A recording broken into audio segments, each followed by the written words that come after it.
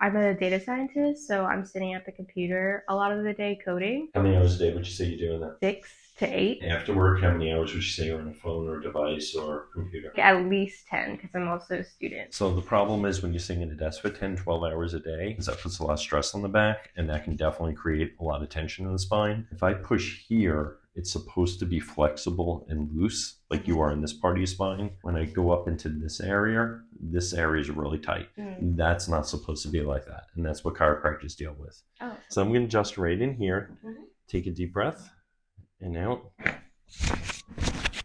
Oh.